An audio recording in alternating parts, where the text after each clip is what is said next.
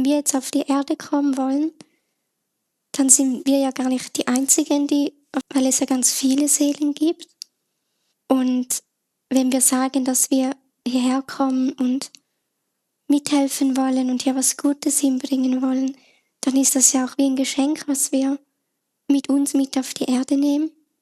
Und dass wir halt dann wie jeder, der mit diesem Geschenk auf die Erde kommt, wie sozusagen ein Ticket auch für die Erde bekommen hat. Und dass das wie ist, wenn man dann irgendwo in eine Veranstaltung geht und diese einzelnen Tickets löst, dass wir ja alle ein Ticket bekommen haben und dass das ja auch gar nicht selbstverständlich ist, weil es ja nur eine gewisse Anzahl auch von Plätzen da hat und andere dann kein Ticket bekommen. Aber wir haben ja eins bekommen und wir haben dann dieses Geschenk, was wir mitbringen. Und darum ist das ja auch für Seelen dann speziell, wenn sie hierher kommen dürfen. Und auch wenn es irgendwie auf der physischen Ebene auf der Erde ja turbulenter ist, es ist trotzdem so viel Veränderung da drin, wie in vielen, vielen Jahrhunderten zusammengezählt wahrscheinlich nicht. Und das geht für uns vielleicht irgendwie in beide Richtungen, aber so über längere Zeit angeschaut, pendelt sich das ja dann ein. Eine weitere Frage. Hängt die Inkarnation nicht mit der Verbindung zur Quelle zusammen? Können böse Außerirdische sich inkarnieren, wie und wo sie wollen, auch ohne Verbindung zur Quelle? Also für mich sind ja die Seelen, die so manipulativ sind oder dunkel, die haben sich ja wie von der Liebe entfernt. Und dadurch haben sie ja auch diese innere Energiequelle ja gar nicht mehr. Ich meine, sie hätten sie wieder, wenn sie dafür offen wären, aber das ist ja bei denen schwierig.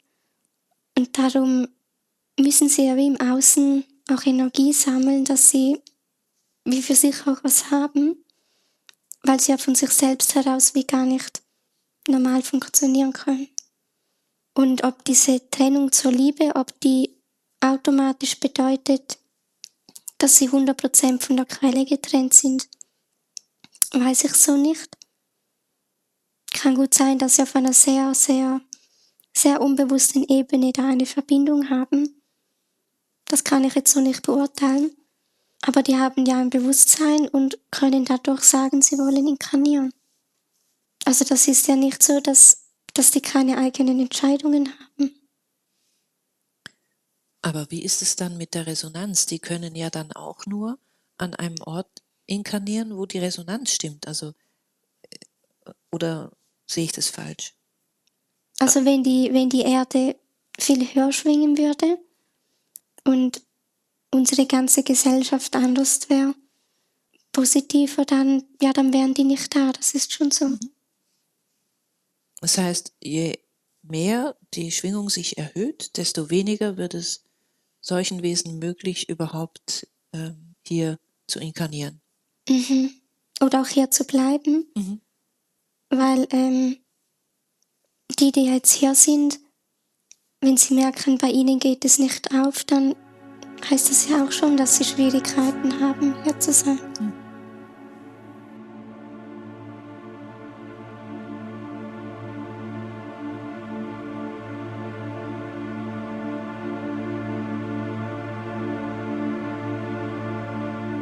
Nächste Frage, was sind sogenannte Implantate? Wie funktionieren sie?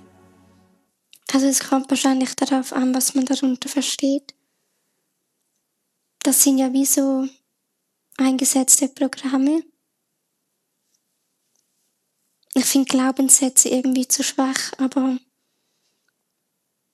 also wenn man das zum Beispiel hat, das ist ja meistens unbewusst, weil es gibt ja feinstoffliche Wesen, die sowas einbauen können.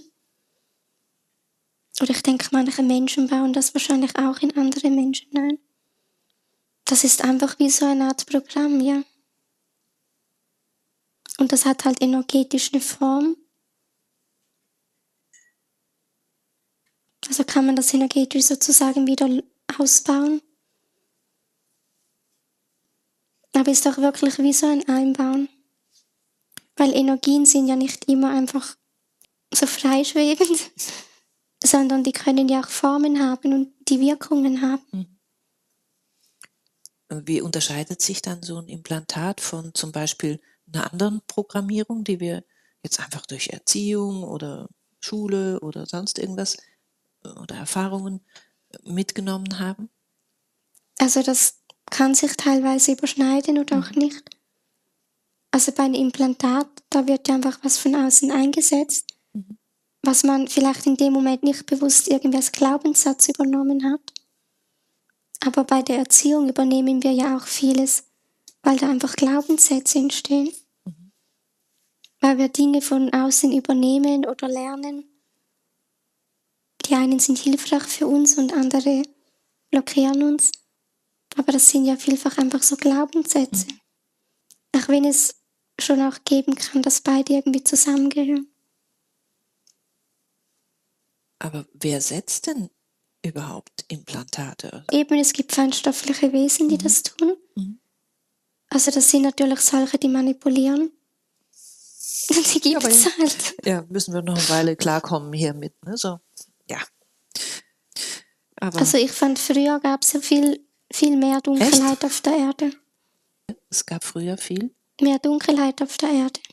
Könnt ihr euch das mal bitte reinziehen?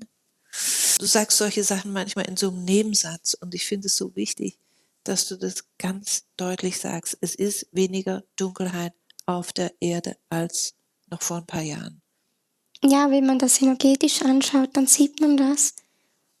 Aber wenn man halt nur die physische Ebene anschaut, dann bekommt man ein falsches Bild. Das ist halt auch das Schwierige daran, weil die meisten Leute nur das Physische sehen und dann auch davon ja nur einen Ausschnitt. Und von diesem Ausschnitt haben wir dann einfach unsere Vorstellung. Und wir wissen nicht, wie viel da fehlt und wir wissen auch nicht, was für Ebenen da noch dazugehören zu den Dingen, die wir wissen. Ich möchte dir noch 2 Fragen stellen. Wenn ich von Tierleid höre oder es sehe, zieht sich in mir alles zusammen.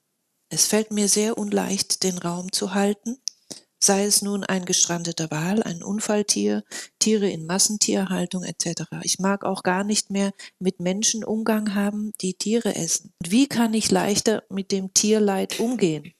Steckt da wohl möglich eine alte Schuld in meinem System dahinter und müsste ich das als bewusster Mensch nicht einfach aushalten können? Also das sind ja wie 2 Fragen. Also ich finde, Liebe bedeutet ja nicht, dass man alles gut finden muss oder dass man irgendwie zu allem Ja sagt. Und das bedeutet, wenn es Tieren nicht gut geht oder wenn wir mit Tieren halt nicht gut umgehen, dass man das nicht gut finden muss oder das irgendwie akzeptieren muss. Weil Liebe heißt ja auch, dass man Nein sagen kann, wenn irgendwie eine Grenze überschritten ist. Und ja, und das andere, also das macht ja Sinn, dass man das traurig findet, wenn sowas passiert. Ich meine, was man schauen kann, dass man wie schaut, welche Gefühle sind wirklich zu einem selbst und welche Gefühle sind vielleicht auch aus dem Kollektiv. Weil wenn man ja Tiere sehr gerne hat, da kann es sein, dass man auch von ihnen etwas übernimmt. Und all die schlimmen Dinge, die halt auch Tieren passieren, die sind ja auch im Energiefeld und auch im Kollektiv auch drin. Und das ist ja auch im Kollektiv von uns Menschen drin, aber auch bei den einzelnen Tierarten. Und wenn wir einem Tier etwas Gutes tun, dann geht das ja auch ins Kollektiv der Tiere. Oh ja, wie geht es denn deiner Schnecke, die du nach Hause genommen hast? Ja, die zweite. Die zweite, Ja. ich weiß. Bob war die erste. Genau, ich hatte mal eine Schnecke gerettet und ich habe sie Bob getauft. Weil er hatte einen kaputten Panzer, sagt man dem auf Hochdeutsch? Ja, also das Schneckenhaus. Schneckenhaus. Ja, das Schneckenhaus war kaputt und ich habe halt mal gelesen, dass das wieder zusammenwachsen kann. Und darum landet er halt dann irgendwie bei mir zu Hause in so einer Schale. Dann ist er wochenlang dort rumgekrochen. Und irgendwann war er wieder ganz und dann habe ich ihn ausgewildert. Es gibt jetzt eine wilde Schnecke namens Bob. Ja, und dann habe ich herausgefunden, dass tatsächlich viele Menschen nicht wissen, dass Schnecken sich wieder reparieren können. Und ich hatte das mal gelesen und habe gedacht, ich will ihm eine Chance geben. Ja, und jetzt hast du eine zweite. Gell? Ja, Ja, und die letzte Frage für heute, Christina. Was bedeutet für dich absolute Freiheit? also ich finde, Freiheit hat ja viele Ebenen. Und das ist ja nicht nur etwas Physisches, sondern auch etwas Gedankliches und etwas Emotionales. Und je mehr wir bei uns selbst sind, desto freier sind wir ja auch. Weil wir die Dinge im Außen nicht einfach übernehmen, sondern für uns selber entscheiden können, was gut ist und was nicht.